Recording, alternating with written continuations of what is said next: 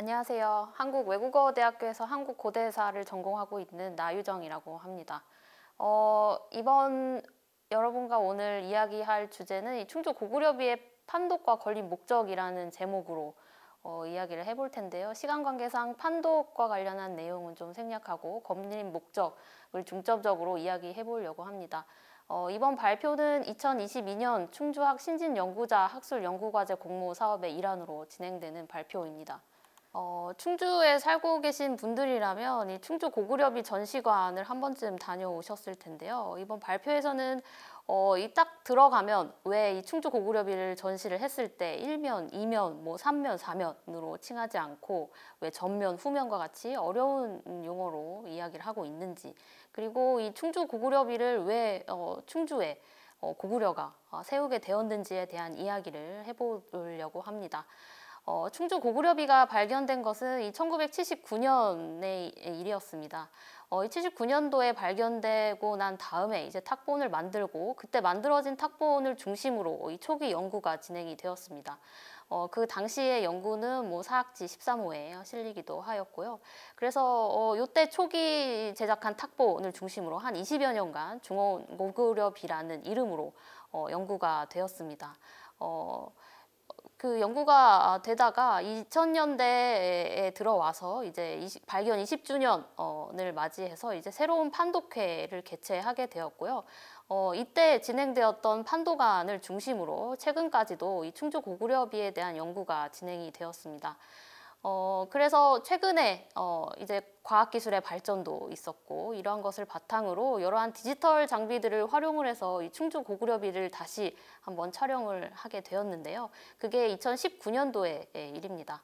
그래서 동북아 역사재단과 그리고 한국고대사학회가 함께 이렇게 디지털 작업을 통해서 충주 고구려비에 대한 촬영도 진행을 했고요. 그리고 이 충주 고구려비에 대한 새로운 탁본도 만들었습니다.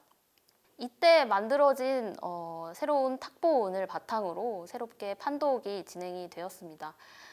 그래서 지금까지 현재 할 수 있는 가장 최선의 판독안이 2019년에 작성이 되었다라고 볼 수 있겠고요.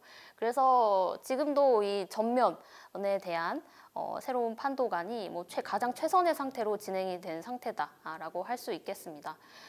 다만 아시다시피 이 충주 고구려비를 딱 보시면 느끼시겠지만 이 글자의 자획이 뭐 거의 육안으로는 확인되지 않을 정도로 훼손이 심한 상태이기 때문에요. 이런 디지털 장비들을 활용해서 여러 자획들을 확인을 할 수가 있었고 이 전면뿐만 아니라 이 좌측면 에서도 그동안은 육안이나 탁본상으로만으론 확인하기 어려웠던 글자의 형태들이 좀 더 명확하게 판독이 될 수 있었습니다.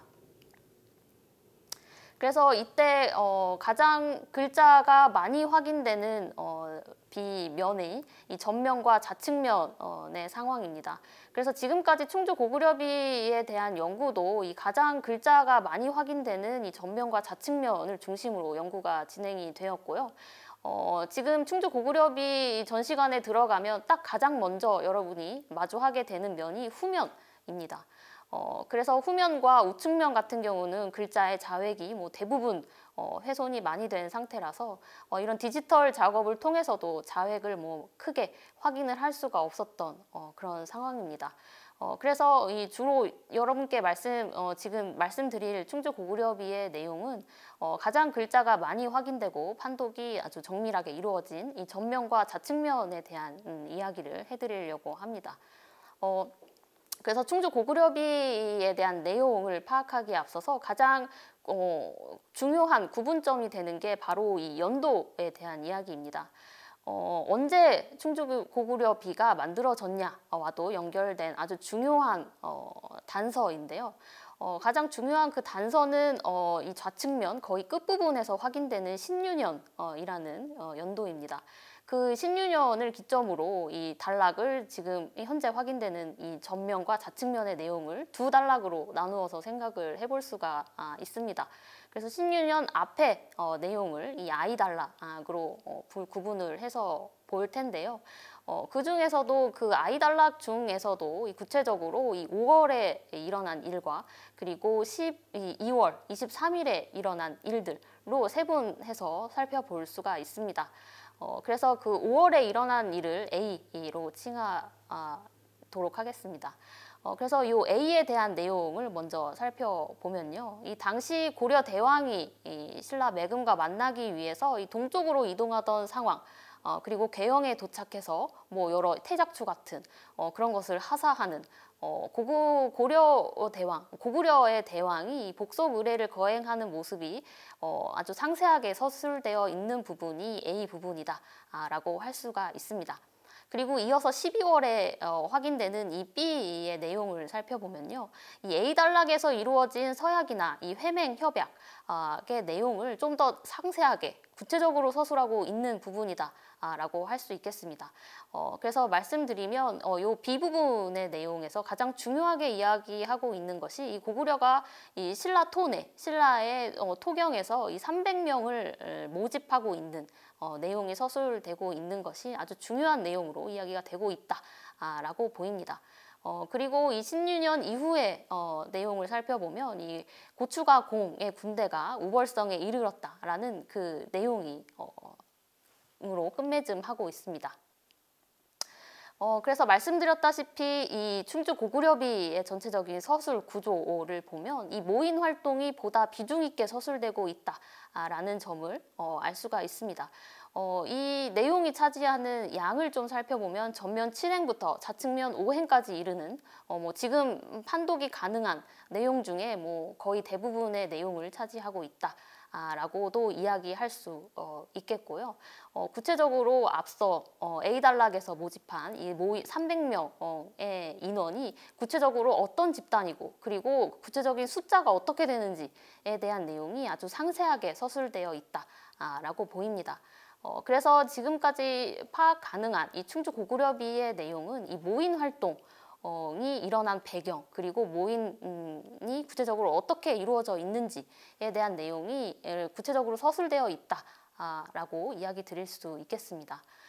그래서 지금까지 충주 고구려비를 이해할 때 이 좌측면을 가장 마지막 면으로 이해를 했습니다. 아까 말씀드린 신유년 이후에 이야기가 마지막이라고 생각을 했던 것인데요. 그렇게 생각했던 이유는 요 문장이 끝나는 게 이 비면의 거의 끝에서 끝나는 게 아니라 한 3분의 1 지점에서 끝나고 있다라는 점 때문이었습니다.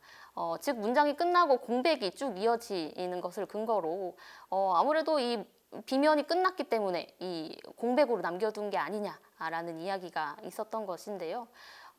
아무래도 이 신유년 이후의 내용이 단 몇 줄밖에 쓰여져 있지 않는다는 점을 생각을 해보면 말하다가 만 것 같은 약간 그런 껄끄러움이 부자연스러움이 남습니다. 그래서 이 공백을 어떻게 이해할 것인가가 이 좌측면을 마지막으로 볼 수 있을 것인가에 대한 이야기와도 연결이 되는 문제인데요. 사실 지금까지 확인되는 이 고구려 비석들을 살펴보면 역시 공백이 확인이 됩니다. 그게 뭐 대표적으로는 뭐 광개토 왕릉비라던가 지안에서 발견된 고구려비에서도 이 공백이 확인이 되는 것인데요. 다만 이때 공백은 비면의 가장 마지막에서만 확인이 되는 것이 아닙니다. 중간에서도 확인이 되기도 하고요. 다만 이때 공백의 역할은 이 다른 내용, 이 문장의 전환, 문단의 내용의 전환 때 이 공백이 활용되고 있다라는 점이 이 지금까지 출토된 확인되는 이 고구려 비석에서 확인이 된다라는 내용입니다. 그래서 이렇게 봤을 때 이 충주 고구려비의 좌측면 역시 마지막 면이 아닐 가능성도 충분히 있다. 라고 이해를 할 수가 있겠고 구체적인 신유년 이후의 이야기들은 이 뒤쪽 지금 충주 고구려비 전시관을 가시면 가장 먼저 보게 되는 그 후면으로 이어질 가능성이 높다라고 이야기 드릴 수 있겠습니다. 그렇다면 후면이 가장 마지막 면이 되는 것인데요. 그러면 가장 첫 번째 면은 우측면이 된다라는 결론이 나오게 됩니다. 지금까지 이 충주 고구려비의 우측면을 첫째 면으로 보지 않았던 이유는 여러분도 느끼시겠지만 이 충주 고구려비의 우측면은 좀 좁습니다. 그래서 과연 고구려인들이 첫째 면을 이렇게 좁은 면에서부터 시작을 했을까라는 의문이 연구자들도 충분히 가지고 있었던 의문 사항이었기 때문에 이렇게 좁은 면에서부터 시작하지 않았을 것이다 라는 게 전제로 깔려 있었던 결과입니다. 그래서 이 우측면에 무슨 내용이 적혀 있을까에 대한 이야기를 먼저 해보면요. 아까도 말씀드렸다시피 지금까지 확인되는 고구려의 금성문들을 쭉 살펴보면 모두 다 공통적으로 이 맨 처음에는 고구려의 건국설화와 관련된 이야기를 하고 있습니다. 뭐 우리는 뭐 하늘의 자손이다 뭐 이런 내용입니다. 그래서 가장 이런 건국설화와 같은 경우는 이 고구려에서 통상적으로 뭐 규격화된 그런 적는 내용이다 보니까 가장 좁은 면에서 서술해도 뭐 상관없지 않았을까라는 고구려인들의 생각이 있었을 수 있다라고 보일 수 있고요. 오히려 이 비석을 세운 가장 중요한 목적과 관련한 내용을 가장 넓은 면에 서술했을 가능성도 있다라고 보입니다. 그래서 가장 요즘 2019년 이후에 만들어진 배접 탁본의 사진입니다. 우측면과 관련해서는 뭐 대부분 글자의 자획이 확인되지 않을 만큼 훼손이 가장 심한 면이 우측면이다라고 할 수 있겠습니다. 그래서 우측면에 대한 판독은 거의 이루어지지 않았는데요. 이번에 만들어진 이 탁본을 좀 살펴보다 보니 이런 자획이 하나 확인이 되었습니다. 이렇게 대자의 아랫부분 같기도 하고 그리고 천자의 아랫부분 같기도 한 이 자획이 확인이 되는 부분인데요. 아무래도 이 우측면의 비면의 훼손 상태가 굉장히 심하기 때문에 이 윗부분에 대한 자획은 거의 날아간 그런 상황입니다. 그래서 요 아래 왼쪽 하단에 보이는 이 글자 같은 경우는 이 다른 면에 보이는 하늘 천자의 자획입니다. 그것과 비교해 봤을 때도 충분히 가능성이 있는 글자, 비슷해 보이는 글자라고 볼 수 있습니다. 하지만 역시 대자 같기도 한 요 글자의 형상인데요. 주목되는 것이 이 지안 고구려비에서 발견된 이 천자의 글자입니다. 지안 고구려비 역시 뭐 훼손 가장 보존도가 높은 비석이라고는 할 수 없고 앞부분에 훼손이 좀 있는 그런 비석인데요. 훼손된 그 글자 중에 천자라고 판독이 이견이 없는 모두가 천자라고 보는 그런 글자입니다. 이것과 비교해 봤을 때 이 윗부분은 부정확하더라도 그 밑부분에 대한 자획이 뭐 비슷하다라는 점은 공감하실 수 있을 것입니다. 그래서 여기 자획을 좀 자세하게 살펴보면요. 여기 보이시는 요 크랙 같은 경우는 돌덩어리가 떨어져 나간 그런 부분으로 추정을 하고요. 이 천의 자획 같은 경우는 이렇게 여기로 글자의 획이 내려오지 않았을까로 생각할 수 있겠습니다. 그렇다면 여기에 왜 천자의 자획이 확인이 되는 것일까요? 말씀드렸다시피 고구려는 이 비석을 세울 때 가장 첫째 시작을 건국설화로 시작을 합니다. 광개토 왕릉비 역시 그랬고 지안 고구려비 역시 그랬습니다.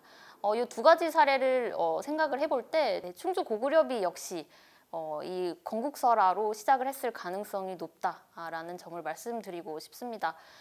그럴 때 요 우측면 1면 1행에서 확인된 이 천자와 비슷한 요 자획은 그 가능성을 좀 이야기해주는 단서가 아닌가라고 생각이 듭니다.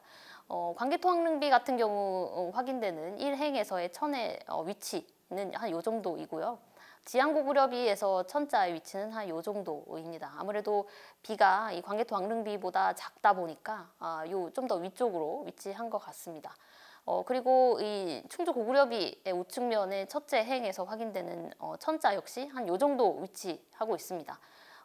전부 비슷한 위치에서 확인되는 이 천자는 충주 고구려비에서 역시 이 건국설화가 서술되었을 가능성을 충분히 이야기해주는 단서가 아닌가 생각이 되고요. 그렇다면 이 우측면에서 이 건국설화가 확인이 된다면 이 우측면을 첫째 면으로 생각을 할 수도 있을 것 같습니다. 이 우측 면이 첫째 면이다라고 한다면 이 마지막 면은 바로 후면의 내용이라고 한번 말씀을 드렸었는데요. 이 후면의 내용을 가장 이 고구려가 이 충주에 비석을 세우면서 가장 하고 싶었던 얘기를 적는 아주 핵심이 되는 내용을 적었던 면으로 생각이 됩니다. 그래서 그동안 이 충주 고구려비를 왜 이 충주에 세웠을까? 고구려의 목적이 뭐였을까에 대한 고민을 할 때 주로 이 글자가 가장 많이 확인되는 이 전면과 이 좌측면을 중심으로 분석이 이루어졌고요. 그 내용을 아까 말씀드렸다시피 고구려와 신라의 관계가 이 중점적으로 서술이 된다.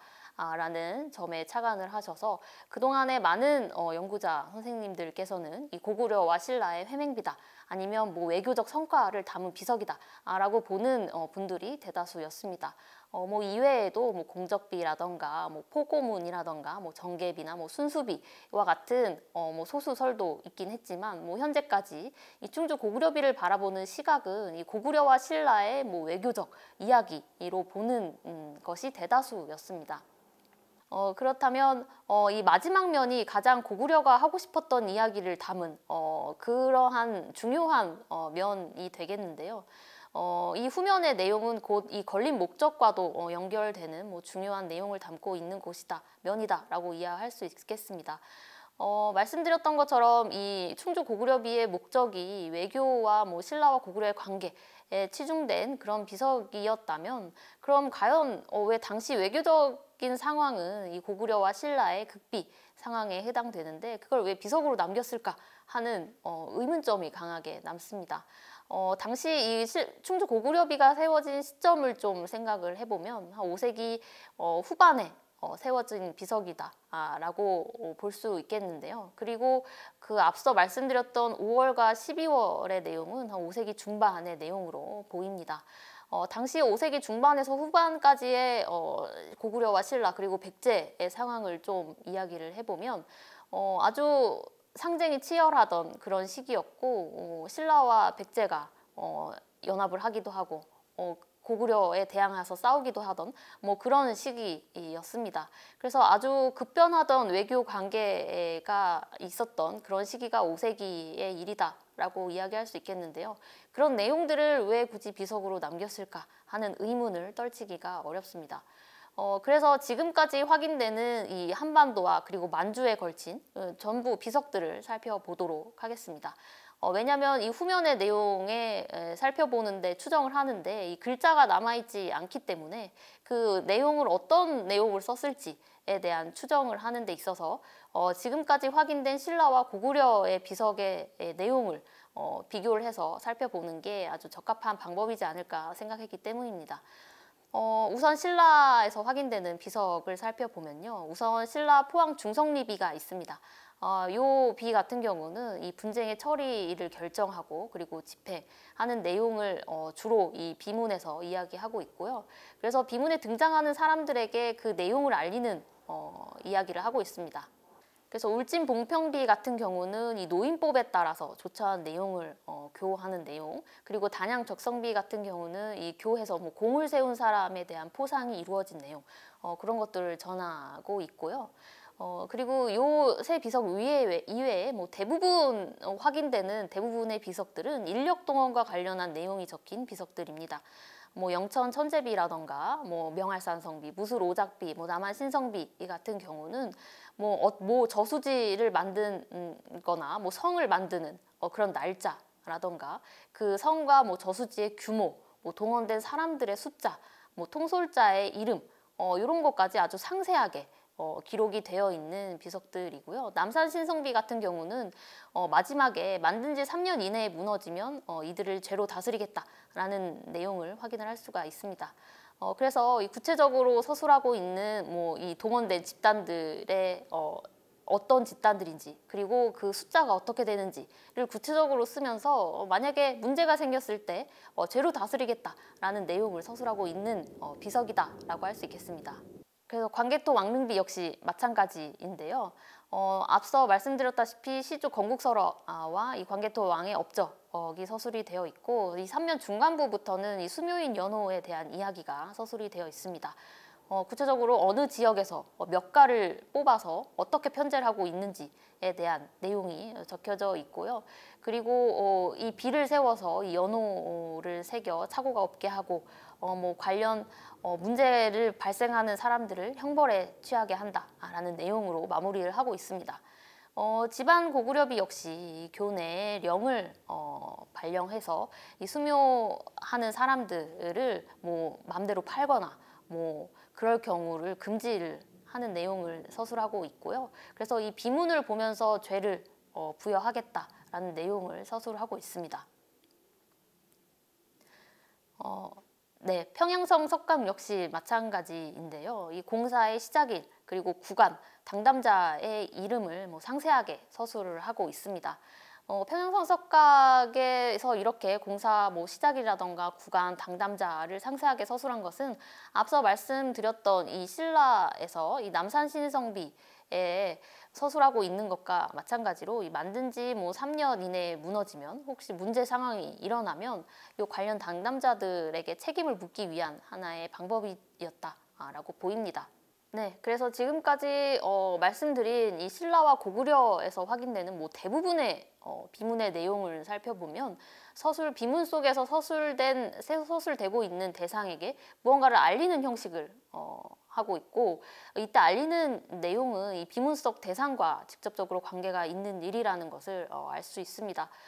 특히 이 비문을 건립을 하면서 비석을 건립하면서 이 문제 상황을 좀 서술하고, 그리고 나아가서는 해결 방안까지도 서술하고 있는 그 구조를 알 수가 있었고요. 심한 경우에는 지키지 않을 경우에 벌을 주겠다라고 하는 그런 문구도 확인을 할 수가 있습니다.